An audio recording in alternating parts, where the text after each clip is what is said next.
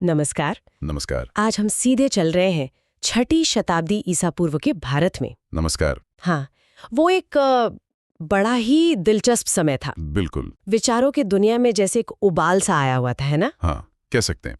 एक तरफ पुरानी वैदिक रीतियां थी, दूसरी तरफ दुनियावी चीजों की तरफ झुकाव बढ़ रहा था। और इसी सब के बीच कई नए सोच, नए पंथ सामने आ रहे थे। सही कहा। इसीलिए इसे बौद्धिक क्रांति का दौर भी कहा जाता है। और हाँ, वो जो नई कृषि अर्थव्यवस्था बन रही थी, उसका भी तो असर रहा होगा। बिल्कुल। उसने भी इस माहौल को बनाने में मदद की। तो आज की इस खास बातचीत में हम इसी दौर के दो सबसे बड़े नामों पर ध्यान देंगे। बौद्ध धर्म और जैन धर्म। हाँ, बौद्ध धर्म और जैन धर्म। हमारे पास जो भी जानकारी है, जो स्रोत है, उनके जरिए हम कोशिश करेंगे समझने की कि ये दोनों धर्म कैसे उभरे, उनकी शिक्षाएं क्या थी, हाँ, कैसे विकसित हुए और उनके पीछे का नजरिया मतलब फलसफा क्या था। ठीक है? तो चलिए शुरू करते हैं गौतम बुद्ध के जीवन से। जरूर। उनका जन्म 563 ईसा पूर्व में हुआ था, है ना? कपिलवस्तु के पास। जी, लुम्बिनी वन में। वो शाक्य क्षत्रिय कुल से थे। नाम था सिद्धार्थ गौतम। उनकी शादी यशोधरा से हुई, बेटा भी हुआ राहुल। मतलब जीवन ठीक चल रहा था। हाँ, एक राजकुमार का जीवन। लेकिन फिर कुछ ऐसा हुआ जिसने सब बदल दिया। वो 4 महान संकेत, एक बूढ़ा आदमी, एक बीमार आदमी, एक शव और फिर एक सन्यासी। हाँ, इन्हीं देखकर उन्हें एहसास हुआ कि दुनिया तो दुखों से भरी है और वो इसका हल ढूंढने निकल पड़े। महज 29 साल की उम्र में घर छोड़ दिया उन्होंने। इसे बौद्ध ग्रंथों में महाभिष्क्रमण कहते हैं। अच्छा, महाभिष्क्रमण। बिल्कुल। घर छोड़ने के बाद सिद्धार्थ कई साल तक ज्ञान की तलाश में भटके। मतलब कई गुरुओं से मिले, बहुत कठोर तपस्या भी की। लेकिन बात बनी नहीं। नहीं, संतोष नहीं मिला। आखिरकार वो गया के पास पहुंचे, उरुवेला नाम की जगह पर। निरंजना नदी के किनारे। हाँ, निरंजना नदी के किनारे एक पीपल के पेड़ के नीचे। वहां उन्होंने ध्यान लगाया। और कहते हैं 49वें दिन उन्हें ज्ञान मिला। जी हाँ, 49 दिन के गहरे ध्यान के बाद उन्हें परम ज्ञान मिला, जिसे निर्वाण कहते हैं। और यहीं से सिद्धार्थ गौतम बुद्ध बन गए। बिल्कुल। बुद्ध यानी जिसे बोध हो गया हो, ज्ञान मिल गया हो। उन्हें तथागत भी कहते हैं, सत्य को पा लेने वाला। ज्ञान मिलने के बाद बुद्ध रुके नहीं। हम्म। उन्होंने अपना पहला उपदेश दिया सारनाथ में। हाँ, सारनाथ में अपने 5 पुराने साथियों को। इस घटना को धर्मचक्र प्रवर्तन कहते हैं। धर्म के पहिए को चलाना। बिल्कुल। और अगले 40 साल तक बुद्ध लगातार घूमते रहे, लोगों को उपदेश देते रहे, उनसे बातचीत करते रहे। सारनाथ, मथुरा, राजगीर, गया, पाटलिपुत्र, कई जगहों पे गए वो। हाँ, अपने विचारों का प्रसार किया। और आखिर में 80 साल की उम्र में 4883 ईसा पूर्व में कुशीनगर में उनका महापरिनिर्वाण हुआ। जी, उनका देहांत हो गया। बुद्ध को अक्सर एक प्रैक्टिकल गुरु, एक नैतिक शिक्षक के तौर पे देखा जाता है ना? हाँ, और एक समाज सुधारक भी। वो तत्व ज्ञान की गहरी बहसों में ज्यादा नहीं उलझे, जैसे ईश्वर है या नहीं, दुनिया कैसे बनी, इन सब में ज्यादा नहीं उलझे। उनका फोकस सीधा था, इंसान का दुख और उससे छुटकारा पाने का रास्ता। बिल्कुल। उनकी पूरी शिक्षा का निचोड़ है 4 आर्य सत्य। ये बौद्ध धर्म की नींव है। अच्छा, ये 4 सत्य कौन से हैं? हाँ, ये 4 बातें उनकी शिक्षा का सार हैं। पहला सत्य, संसार में दुख है। दुख है मतलब किस तरह का दुख? जन्म लेना दुख है, बुढ़ापा, बीमारी, मौत दुख है। जो हमें पसंद है वो न मिले तो दुख, जो नापसंद है वो मिले तो दुख, ये सब दुख हैं। ये उस सोच से तो बिल्कुल अलग है जो कहती थी कि बस दुनिया के मजे लो, जैसे चारवाक दर्शन। हाँ, बिल्कुल। बुद्ध ने कहा नहीं, दुख एक सच्चाई है, इसे मानना होगा पहले। ठीक है, ये हुआ पहला सत्य। दूसरा सत्य, दुख का कारण है, मतलब दुख बेवजह नहीं है। तो क्या कारण है? बुद्ध के मुताबिक दुख का मूल कारण है तृष्णा। तृष्णा यानी इच्छा।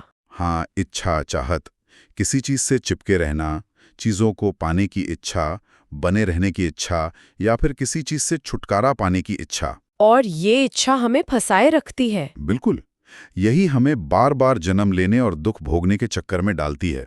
इस पूरे चक्कर को उन्होंने कारणता श्रृंखला के 12 लिंक से समझाया है। 12 लिंक? वो क्या है? वो एक गहरा विश्लेषण है कि कैसे एक चीज दूसरी को जन्म देती है और अंत में दुख पैदा होता है। उसका निचोड़ ये है कि हमारी अज्ञानता, मतलब सच्चाई को न जानना, ही इस दुख भरी साइकिल की जड़ है। अच्छा, तो दुख है, दुख का कारण है, तीसरा सत्य। तीसरा सत्य, दुख का निवारण संभव है। ये उम्मीद की किरण है। मतलब दुख से छुटकारा मिल सकता है। हाँ, अगर दुख का कारण इच्छा है तो इच्छाओं को काबू में करके, अपने जुनून को शांत करके और सच्चाई को समझकर दुख से छुटकारा पाया जा सकता है। इसी को निर्वाण कहते हैं। जी हाँ, निर्वाण यानी दुख का बुझ जाना, कर्मों के बंधन से आजादी, पुनर्जन्म के चक्कर से मुक्ति। इसे अरहत पद की प्राप्ति भी कहते हैं। ठीक है। और चौथा सत्य? चौथा सत्य दुख निवारण का मार्ग है। मतलब सिर्फ ये नहीं बताया कि छुटकारा मुमकिन है, बल्कि रास्ता भी बताया है। एक प्रैक्टिकल रास्ता। बिल्कुल। बुद्ध ने इसके लिए अष्टांगिक मार्ग या मध्यम मार्ग बताया। मध्यम मार्ग मतलब बीच का रास्ता? हाँ, ना तो बहुत ज्यादा भोग विलास में डूबना और ना ही शरीर को बहुत ज्यादा कष्ट देना। ये दोनों अति हैं। बुद्ध ने बीच का रास्ता सुझाया। तो ये अष्टांगिक मार्ग क्या है? इसमें 8 बातें हैं, जैसा नाम से लगता है? हाँ, बिल्कुल। इसमें 8 पहलू हैं। ये जीवन जीने का एक पूरा तरीका बताते हैं। क्या है वो 8 पहलू? इन्हें 3 हिस्सों में देख सकते हैं। पहला है प्रज्ञा, यानी सही समझ और सही इरादा। सही समझ मतलब? जैसे 4 आर्य सत्य को ठीक से समझना। और सही इरादा मतलब जैसे हिंसा, नफरत, इन सब से दूर रहने का पक्का इरादा करना। ठीक है। प्रज्ञा। दूसरा है शील, यानी नैतिक आचरण। इसमें आती है सही बोली, झूठ न बोलना, चुगली न करना। हाँ। फिर सही कर्म, अहिंसा, चोरी न करना, व्यभिचार से बचना, नशा न करना। और सही जीविका यानी ईमानदारी से रोजगार कमाना। ये हो गया शील। और तीसरा है समाधि, यानी मानसिक अनुशासन। इसमें है सही कोशिश, बुरी आदतों को छोड़ना, अच्छी आदतों को डालना। बिल्कुल, बुरे विचारों को रोकना, अच्छे विचारों को बढ़ाना। फिर सही सजगता, यानी अपने मन और शरीर के प्रति पल पल जागरूक रहना। और आखिर में सही ध्यान, यानी मन को एकाग्र करके सत्य को जानना। वाह, ये तो सच में जीवन जीने का एक पूरा खाका है। हाँ, ये 8 मिलकर ही अष्टांगिक मार्ग बनाते हैं। इन शिक्षाओं के पीछे जरूर कोई गहरा दर्शन भी छिपा होगा। बिल्कुल। बुद्ध की शिक्षाओं के कुछ गहरे दार्शनिक पहलू हैं। एक बहुत महत्वपूर्ण है आश्रित उत्पत्ति का सिद्धांत। आश्रित उत्पत्ति, इसका क्या मतलब है? इसका मतलब है कि दुनिया में कोई भी चीज अपने आप में अकेली या स्थायी नहीं है। हर चीज किसी ना किसी कारण या शर्त पर निर्भर होकर ही पैदा होती है या मौजूद रहती है। अच्छा, मतलब सब कुछ कंडीशनल। हाँ, ये सिद्धांत ना तो ये मानता है कि सब कुछ हमेशा से है और हमेशा रहेगा, जिसे शाश्वतवाद कहते हैं, और ना ही ये कि कुछ भी सचमुच है ही नहीं, जिसे शून्यवाद या उच्छेदवाद कहते हैं। ये इन दोनों के बीच का रास्ता है। और कर्म का सिद्धांत, वो भी बौद्ध धर्म में है। हाँ, कर्म का सिद्धांत भी बहुत अहम है। बौद्ध धर्म मानता है कि हमारे आज के हालात हमारे पिछले कर्मों का नतीजा हैं। और आज के कर्म भविष्य तय करेंगे। बिल्कुल। और यहाँ कर्म का मतलब सिर्फ शारीरिक काम नहीं है। हमारी नियत, हमारे बोल, हमारे विचार, ये सब कर्म में शामिल हैं। नियत बहुत महत्वपूर्ण मानी गई है। एक और सिद्धांत सुना, अनित्यता का। हाँ, अनित्यता का सिद्धांत, यानी सब कुछ बदल रहा है, कुछ भी स्थायी नहीं है, परमानेंट नहीं है। हर चीज हर पल बदल रही है। इसी से जुड़ा है क्षणिकवाद का विचार कि हर चीज का अस्तित्व बस एक क्षण का है, अगले ही क्षण वो बदल जाती है। लेकिन अगर सब कुछ बदल रहा है तो फिर मैं कौन हूँ? क्या बौद्ध धर्म आत्मा को मानता है जैसे हिंदू धर्म में मानते हैं? ये बहुत ही अहम सवाल है और यही बौद्ध धर्म ज्यादातर भारतीय दर्शनों से अलग हो जाता है। कैसे? बौद्ध धर्म अनात्मवाद का सिद्धांत देता है, यानी वो एक स्थायी, न बदलने वाली आत्मा या सेल्फ के होने से इनकार करता है। आत्मा नहीं है तो फिर ये मैं का एहसास? उनके अनुसार जिसे हम मैं या आत्मा समझते हैं, वो असल में 5 चीजों का एक समूह है। शरीर, संवेदनाएं, हमारी पहचान, परसेप्शन, मानसिक संस्कार, मेंटल फॉर्मेशंस, और चेतना। ये सब लगातार बदल रहे हैं, एक प्रवाह की तरह, जैसे नदी की धारा। कोई स्थायी चीज, कोई आत्मा इसमें नहीं है। ये तो काफी क्रांतिकारी विचार है। लेकिन अगर स्थायी आत्मा नहीं है तो फिर पुनर्जन्म किसका होता है? ये थोड़ा कंफ्यूजिंग लगता है। हाँ, ये समझना थोड़ा मुश्किल हो सकता है। देखिए, बौद्ध नजरिए से पुनर्जन्म किसी स्थायी आत्मा का नहीं होता, तो फिर? बल्कि कर्मों के प्रभाव और चेतना की धारा का होता है। जैसे एक मोमबत्ती की लौ बुझने से ठीक पहले दूसरी मोमबत्ती को जला देती है, वो लौ तो वही नहीं है, पर उसका कारण पहली वाली है। अच्छा। वैसे ही एक जीवन की चेतना और कर्मों का जो प्रवाह है, वो अगले जीवन को जन्म देता है। ये एक निरंतर प्रक्रिया है, जिसमें कोई स्थायी चीज एक जन्म से दूसरे में नहीं जा रही। समझ गए। और निर्वाण, क्या वो मरने के बाद ही मिलता है? निर्वाण का शाब्दिक अर्थ है बुझ जाना। क्या बुझ जाना? इच्छाओं का, नफरत का, अज्ञानता का, इन सब की आग का बुझ जाना। ये परम शांति और मुक्ति की अवस्था है, पुनर्जन्म के दुख भरे चक्र से आजादी। और ये जीते जी मिल सकता है? हाँ, ये खास बात है। बौद्ध धर्म मानता है कि निर्वाण इसी जीवन में जीते जी पाया जा सकता है। मरने के बाद जो होता है उसे महापरिनिर्वाण कहते हैं। क्या बौद्ध धर्म में भी समय के साथ अलग-अलग विचारधाराएं या स्कूल बन गए? हाँ, बिल्कुल। जैसे जैसे दर्शन का विकास हुआ, कई स्कूल उभरे। इनमें 4 प्रमुख माने जाते हैं। कौन-कौन से? माध्यमिक, जिन्हें शून्यवाद भी कहते हैं। नागार्जुन इसके बहुत बड़े नाम थे। ये मानते थे कि वास्तविकता अंततः शून्य है, मतलब उसका कोई अपना स्वतंत्र स्थायी सार नहीं है। अच्छा। और? दूसरा है योगाचार, जो मानते थे कि केवल चेतना ही वास्तविक है, बाहरी दुनिया बस मन का प्रक्षेपण है। फिर सौत्रांतिक और वैभाषिक स्कूल भी थे, जो बाहरी दुनिया की वास्तविकता पर थोड़े अलग विचार रखते थे। मतलब वास्तविकता क्या है, ज्ञान कैसे मिलता है, इन सवालों पर इनके बीच काफी बहसें हुई होंगी। जी हाँ, इन स्कूलों ने बौद्ध दर्शन को बहुत गहराई दी। बुद्ध ने सिर्फ विचार ही नहीं दिए, उन्होंने अपने अनुयायियों का एक संगठन भी बनाया था, संघ। उसकी क्या खासियत थी? संघ उस जमाने के हिसाब से काफी अनोखा और प्रगतिशील था। कैसे? सबसे बड़ी बात, इसमें जाति या लिंग के आधार पर कोई भेदभाव नहीं था। महिलाएं भी भिक्षुणी बन सकती थी। ये उस समय के समाज में बहुत बड़ी बात थी। हाँ, ये तो है। और क्या नियम थे संघ में शामिल होने के? कुछ शर्तें थीं, जैसे एक न्यूनतम आयु होनी चाहिए, माता पिता या अगर किसी के अधीन हो तो मालिक की इजाजत जरूरी थी, कर्जदार नहीं होना चाहिए, कोई गंभीर बीमारी ना हो। और संघ के अंदर का जीवन कैसा था? भिक्षु और भिक्षुणियों को कुछ नियमों का पालन करना होता था, जिन्हें प्रतिमोक्ष कहते हैं। जीवन सादा होता था, भिक्षा मांगकर गुजारा करते थे। वो बरसात में एक जगह रुकते थे ना? हाँ, बरसात के मौसम में यात्रा करना मुश्किल होता था और अनजाने में छोटे जीवों को नुकसान पहुंच सकता था, इसलिए वो 3 महीने एक जगह रुकते थे। इसे वस्सावास या वर्षावास कहते हैं। और इस दौरान वो आत्मनिरीक्षण करते थे। जी, और पमारण नाम का एक समारोह भी होता था, जिसमें भिक्षु एक दूसरे के सामने अपनी गलतियों को स्वीकार करते थे। ये काफी खुली और लोकतांत्रिक व्यवस्था थी। क्या बुद्ध के बाद उनकी शिक्षाओं को सहेजने और व्यवस्थित करने के लिए कुछ खास किया गया? मैंने बौद्ध परिषदों के बारे में सुना है। हाँ, बिल्कुल।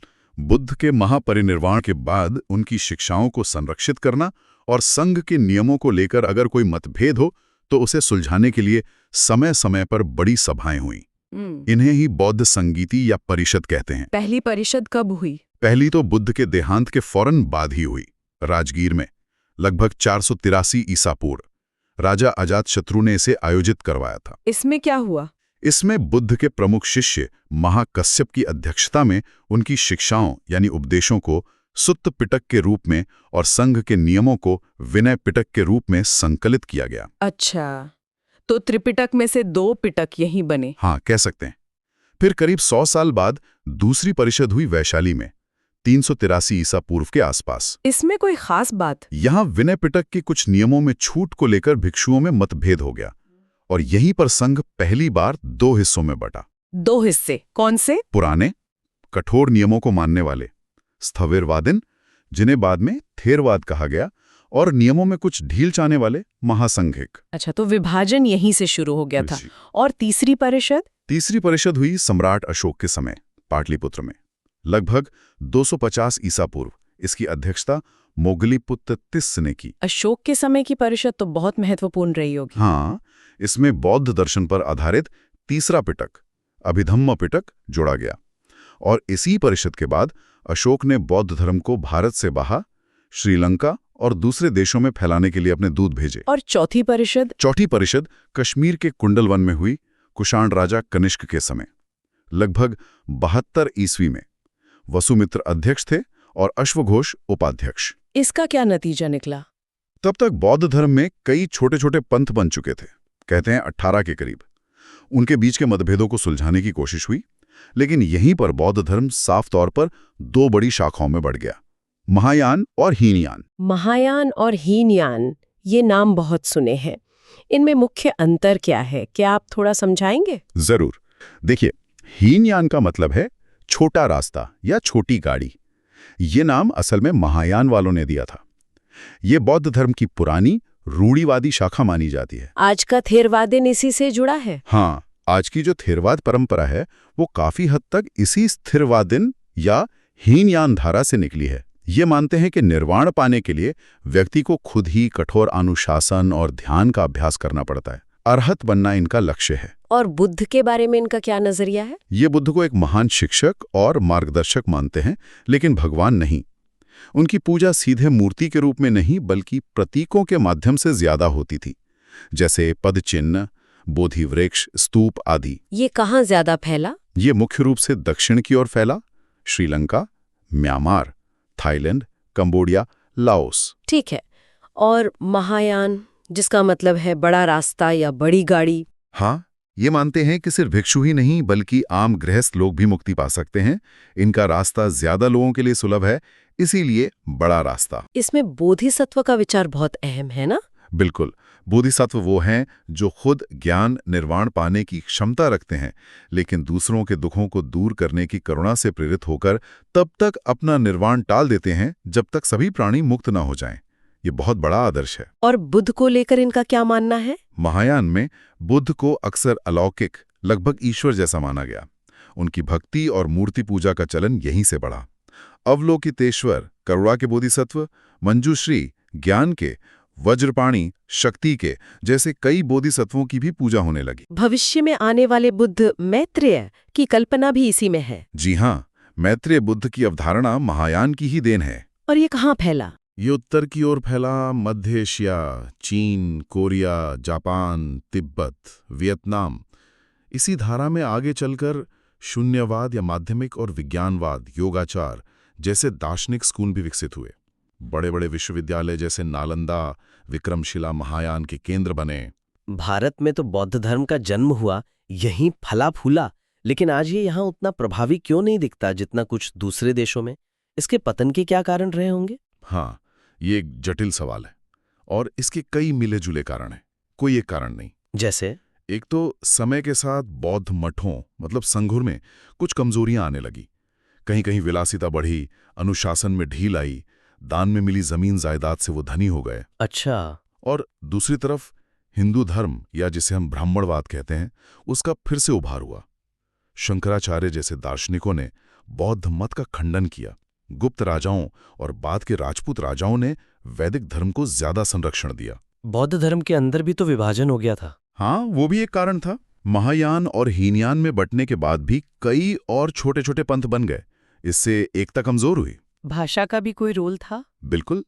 बुद्ध ने तो आम लोगों की भाषा पाली में उपदेश दिए थे, लेकिन बाद के बौद्ध विद्वानों ने खासकर महायान में संस्कृत का इस्तेमाल ज्यादा करना शुरू कर दिया, जो आम जनता से उन्हें दूर ले गया। और मूर्ति पूजा, कर्मकांड? हाँ, महायान में मूर्ति पूजा और कर्मकांड बढ़ने से बौद्ध धर्म और हिंदू धर्म के बीच का फर्क थोड़ा कम होता गया, जिससे शायद उसकी अपनी अलग पहचान कुछ धुंधली पड़ी। और बाहरी आक्रमण? हाँ, तुर्कों के आक्रमणों ने भी खासकर उत्तर भारत में बौद्ध मठों और विश्वविद्यालयों को काफी नुकसान पहुंचाया।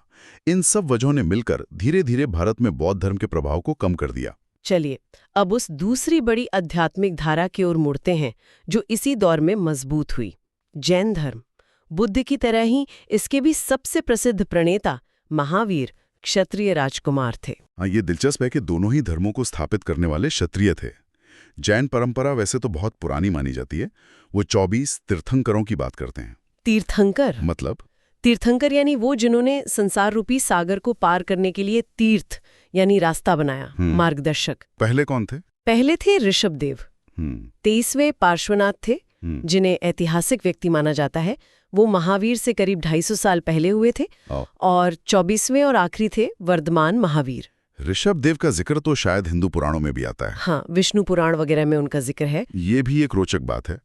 हर तीर्थंकर का एक प्रतीक चिन्ह भी है, जैसे ऋषभदेव का बैल, पार्श्वनाथ का सांप और महावीर का शेर। तो क्या महावीर को जैन धर्म का संस्थापक माना जाता है? हाँ, हालांकि परंपरा उनसे पहले 23 तीर्थंकर मानती है, लेकिन जैन धर्म को जो व्यवस्थित रूप मिला और उसका जो व्यापक प्रसार हुआ, उसका श्रेय मुख्यतः वर्धमान महावीर को ही दिया जाता है। महावीर के जीवन के बारे में कुछ बताइए। उनका जन्म कब और कहाँ हुआ? वर्धमान महावीर का जन्म वैशाली के पास कुंडग्राम में हुआ था, 540 ईसा पूर्व के आसपास। उनका कुल ज्ञात्री क्षत्रिय था। उन्होंने भी बुद्ध की तरह घर छोड़ा था? हाँ, उन्होंने भी गृहस्थ जीवन बिताया, लेकिन 30 साल की उम्र में सत्य की खोज में घर छोड़ दिया। और उन्हें ज्ञान कैसे मिला? उन्होंने करीब 12 साल तक बेहद कठोर तपस्या की, मतलब शरीर को बहुत कष्ट दिया।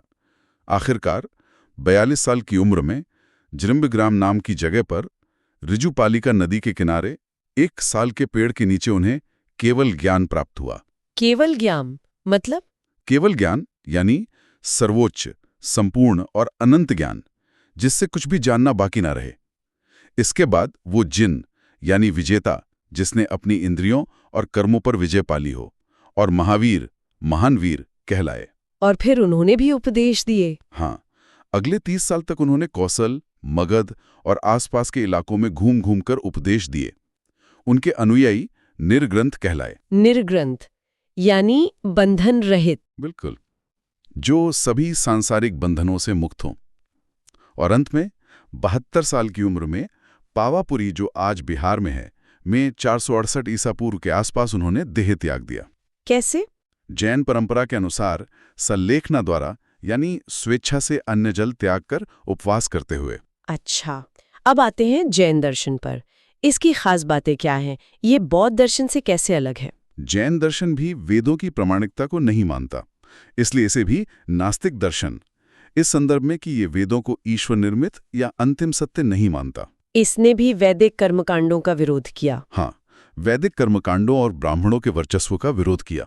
तपस्या और सादगी पर इसमें बहुत ज्यादा जोर है, शायद बौद्ध धर्म से भी कहीं ज्यादा। लेकिन वर्ण व्यवस्था पर इनका क्या रुख था? उन्होंने वर्ण व्यवस्था की सीधी निंदा तो नहीं की, जैसी शायद बुद्ध ने की, लेकिन कर्म के आधार पर ही व्यक्ति का मूल्यांकन करने पर बल दिया।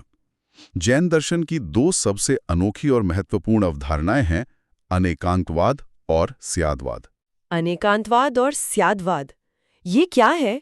सुनने में थोड़े मुश्किल लग रहे हैं। हाँ, थोड़े गहरे हैं पर बहुत दिलचस्प है। अनेकांतवाद का मतलब है कि सत्य या वास्तविकता के अनेक पहलू होते हैं।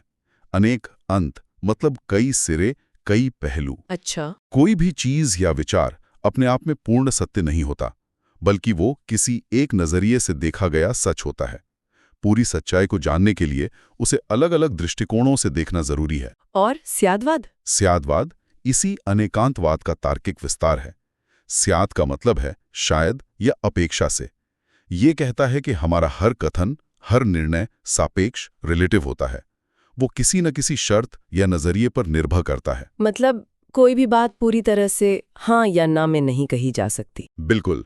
इसलिए जैन तर्कशास्त्र कहता है कि हर कथन के साथ स्यात जोड़ना चाहिए। जैसे स्यात यह लड़ा है, शायद इस नजरिए से यह घड़ा है। इससे विचारों में कट्टरता नहीं आती, सहिष्णुता बढ़ती है। ये तो आज के जमाने के लिए भी बहुत जरूरी सीख लगती है। हाँ, बिल्कुल। वो 7 तरह के कथन बताते हैं, जिसे सप्तभंगीनय कहते हैं, जिससे किसी चीज के बारे में अलग अलग संभावनाओं को व्यक्त किया जा सके। अच्छा, और दुनिया को लेकर जैन दर्शन क्या कहता है? जैसे बौद्ध धर्म में आश्रित उत्पत्ति का सिद्धांत था। जैन दर्शन दुनिया को 2 मूल शाश्वत तत्वों से बना मानता है, जीव और अजीव। जीव और अजीव? हाँ, जीव यानी आत्मा या चेतना। हर प्राणी में जीव है, पेड़ पौधों में भी, और उसका मूल स्वभाव है जानना और आनंद पाना। ये चेतन है। और अजीव? अजीव यानी अचेतन पदार्थ या तत्व। इसमें 5 चीजें आती हैं। पुद्गल यानी भौतिक पदार्थ, मैटर। आकाश, स्थान, स्पेस। काल, समय, टाइम। धर्म, वो तत्व जो गति में सहायक है, और अधर्म, वो तत्व जो स्थिरता में सहायक है। धर्म और अधर्म, ये पुण्य पाप वाले धर्म अधर्म नहीं है? नहीं, यहाँ ये फिजिक्स के सिद्धांतों जैसे हैं, मीडियम ऑफ मोशन और मीडियम ऑफ रेस्ट। तो ये ब्रह्मांड इन्हीं जीव और अजीव तत्वों की आपसी क्रिया से चलता रहता है। ये एक तरह का द्वैतवाद, डुअलिज्म है। तो ये बौद्ध धर्म से अलग है, क्योंकि बौद्ध धर्म आत्मा को नहीं मानता, पर जैन धर्म जीव यानी आत्मा को मानता है। बिल्कुल सही। ये एक बड़ा अंतर है। जैन धर्म आत्मा के अस्तित्व को स्वीकार करता है। तो फिर जैन धर्म में मुक्ति या मोक्ष का क्या रास्ता है? लक्ष्य तो वही होगा। हाँ, लक्ष्य वही है, मोक्ष, यानी आत्मा को कर्मों के बंधन से पूरी तरह आजाद करना, ताकि वो अपने शुद्ध, अनंत ज्ञान और आनंद वाले स्वरूप को पा सके। बंधन का कारण क्या है? बंधन का कारण है कर्म। जैन दर्शन में कर्म को एक बहुत सूक्ष्म भौतिक पदार्थ, कर्म पुद्गल माना गया है। कर्म एक पदार्थ है? हाँ, ये उनकी खास मान्यता है। हमारे मन, वचन और शरीर के कामों से, खासकर अगर उनमें जुनून जैसे क्रोध, मान, माया, लोभ शामिल हों, तो ये कर्म पुद्गल आत्मा की ओर खींचते हैं, आश्रव, और उससे चिपक जाते हैं, बंद। और ये कर्म आत्मा को ढक लेते हैं। हाँ, ये आत्मा के स्वाभाविक गुणों को ढक लेते हैं, उसे भारी बना देते हैं और उसे बार बार जन्म लेने पर मजबूर करते हैं। तो मोक्ष कैसे मिलेगा? मोक्ष पाने के लिए 2 काम करने जरूरी हैं। पहला, नए कर्मों के आने को रोकना, इसे कहते हैं संवर। और दूसरा, जो कर्म पहले से आत्मा से चिपके हुए हैं, उन्हें तपस्या आदि से हटाना या नष्ट करना, इसे कहते हैं निर्जरा। संवर और निर्जरा। और ये होगा कैसे? इसके लिए जैन धर्म त्रिरत्न यानी 3 रत्नों का पालन करने को कहता है। त्रिरत्न, ये क्या है? ये है सम्यक दर्शन यानी तीर्थंकरों और सत्य में सच्ची श्रद्धा, सम्यक ज्ञान यानी जैन सिद्धांतों का सही ज्ञान, और सम्यक चरित्र यानी सही आचरण। और सही आचरण के लिए क्या करना होता है? क्या इसके लिए भी कोई नियम है? हाँ, सही आचरण के लिए 5 महाव्रत हैं, जिनका पालन भिक्षु भिक्षुणियों, साधु साध्वी के लिए अनिवार्य है। 5 महाव्रत कौन से? पहला और सबसे महत्वपूर्ण है अहिंसा। अहिंसा, ये तो बौद्ध धर्म में भी था। हाँ, लेकिन जैन धर्म में अहिंसा का पालन बहुत ही सूक्ष्म स्तर पर और कड़ाई से किया जाता है। मन, वचन, कर्म से किसी भी जीव को, छोटे से छोटे जीव को भी कष्ट न पहुंचाना। इसीलिए शायद जैन साधु मुंह पर पट्टी बांधते हैं और पैदल चलते समय जमीन देखकर चलते हैं। जी हाँ, ताकि अनजाने में भी किसी सूक्ष्म जीव की हिंसा ना हो जाए। दूसरा महाव्रत है सत्य, हमेशा सच बोलना। तीसरा है अस्तेय, चोरी न करना, मतलब बिना दी हुई कोई चीज ना लेना। चौथा है ब्रह्मचर्य, सभी प्रकार की वासनाओं का त्याग, इंद्रिय संयम। और 5वां है अपरिग्रह। अपरिग्रह मतलब जरूरत से ज्यादा चीजें इकट्ठा न करना और किसी भी चीज या व्यक्ति से मोह या आसक्ति न रखना। ये तो काफी कठोर नियम है। क्या आम लोगों के लिए भी यही है? आम गृहस्थों, श्रावक श्राविका के लिए इन्हीं महाव्रतों के थोड़े सरल रूप हैं, जिन्हें अणुव्रत कहते हैं। वो अपनी क्षमता के अनुसार इनका पालन करते हैं। तपस्या का क्या महत्व है जैन धर्म में? तपस्या, खासकर उपवास, कर्मों की निर्जरा यानी उन्हें हटाने का एक मुख्य साधन माना जाता है। इसीलिए जैन धर्म में उपवास का बहुत महत्व है। सल्लेखना भी, जिसे संथारा भी कहते हैं, इसी तपस्या का एक चरम रूप है। क्या जैन धर्म में भी बौद्ध धर्म की तरह आगे चलकर विभाजन हुआ? हाँ, इसमें भी एक बड़ा विभाजन हुआ। कहानी यह है कि महावीर के निर्वाण के लगभग 200 साल बाद मगध में एक भयंकर अकाल पड़ा, जो कई सालों तक चला। अच्छा। उस समय जैन संघ के एक प्रमुख आचार्य थे भद्रबाहु। वो अपने कुछ अनुयायियों के साथ अकाल से बचने के लिए दक्षिण भारत चले गए, कर्नाटक की तरफ। और कुछ लोग मगध में ही रुक गए? हाँ, स्थूलभद्र नाम के एक और आचार्य के नेतृत्व में बहुत से जैन साधु मगध में ही रुक गए। फिर क्या हुआ? जब कई साल बाद अकाल खत्म हुआ और भद्रबाहु अपने अनुयायियों के साथ वापस मगध लौटे, तो उन्होंने देखा कि यहाँ रुके हुए साधुओं के आचरण में कुछ बदलाव आ गए हैं।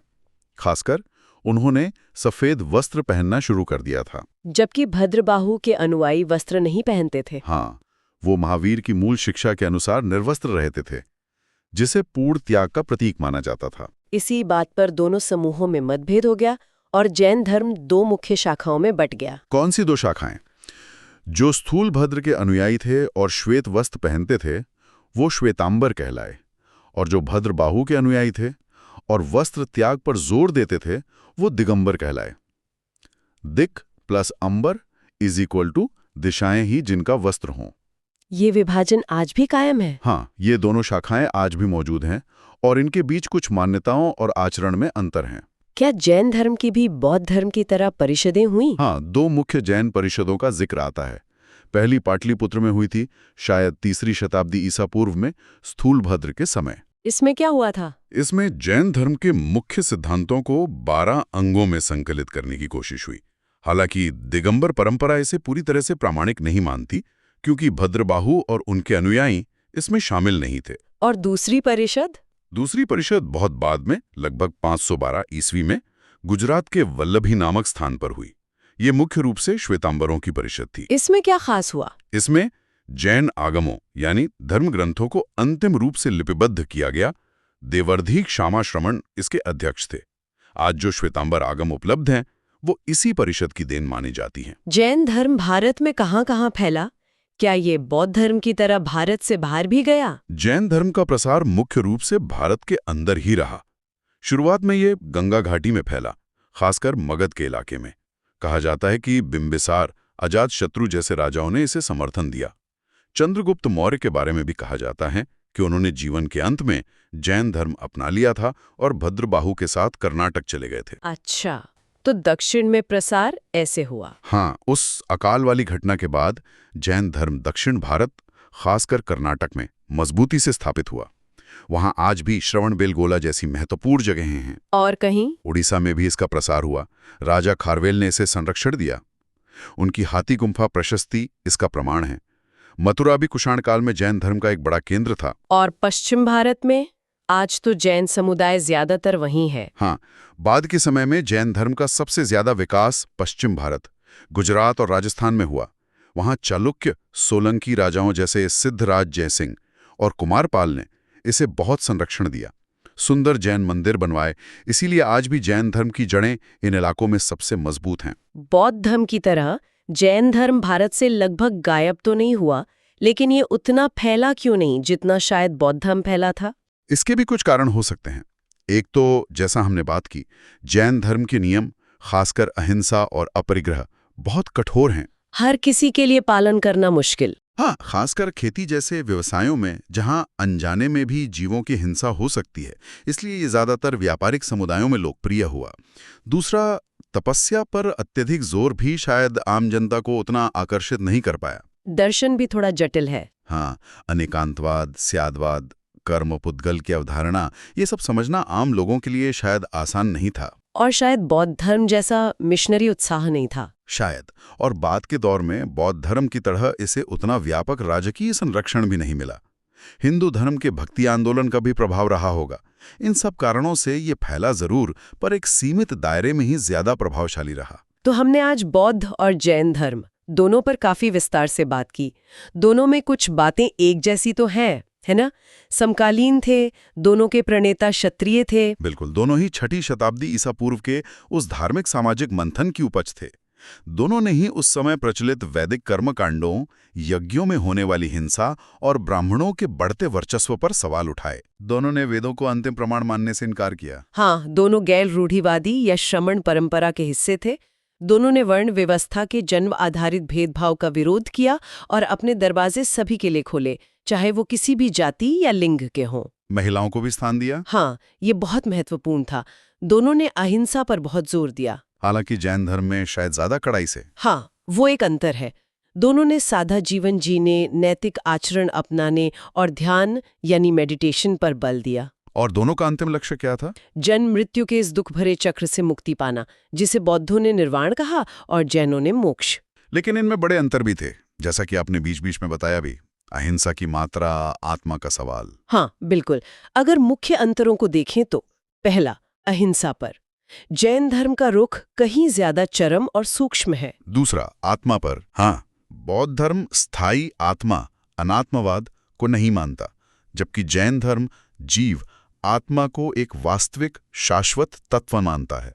मुक्ति के रास्ते पर भी अंतर है। हाँ, बौद्ध धर्म मध्यम मार्ग की बात करता है, यानी ना ज्यादा भोग ना ज्यादा तप, जबकि जैन धर्म कठोर तपस्या पर बहुत जोर देता है। मोक्ष किसको मिल सकता है, इस पर भी शायद कुछ फर्क था। हाँ, बौद्ध धर्म में आम गृहस्थ उपासक भी निर्वाण की ओर बढ़ सकता है और पा भी सकता है, जबकि जैन परंपरा में, खासकर दिगंबर मान्यता में, मोक्ष मुख्य रूप से भिक्षु जीवन अपनाकर कठोर तप करने से ही संभव माना गया।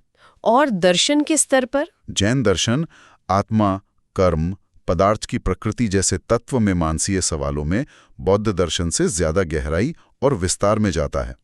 बौद्ध दर्शन ज्यादा मनोवैज्ञानिक और व्यवहारिक लगता है। तो कुल मिलाकर आज हमने देखा कि कैसे लगभग 2500 साल पहले भारत में दो बहुत महत्वपूर्ण वैकल्पिक रास्ते उभरे। हाँ, उस समय की स्थापित धार्मिक और सामाजिक व्यवस्था से हटकर बुद्ध और महावीर ने जीवन के दुखों को समझने और उनसे मुक्ति पाने के बिल्कुल नए तरीके सुझाए। हमने उनकी मुख्य शिक्षाओं, उनके दर्शन, उनके संघों के बनने और फैलने और फिर समय के साथ उनमें आए बदलावों और विभाजनों को समझने की कोशिश की। बिल्कुल।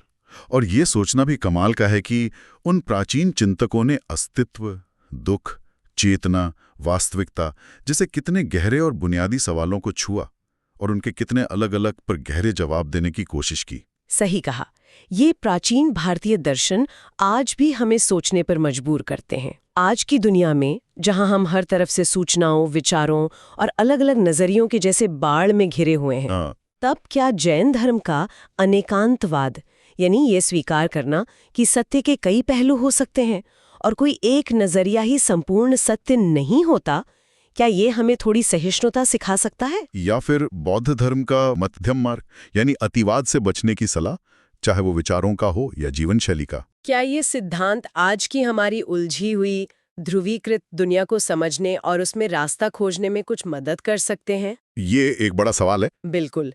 और इसी सवाल के साथ शायद हम आज की इस गहरी बातचीत को यहीं समाप्त कर सकते हैं। सोचने के लिए बहुत कुछ है। जरूर। धन्यवाद। धन्यवाद।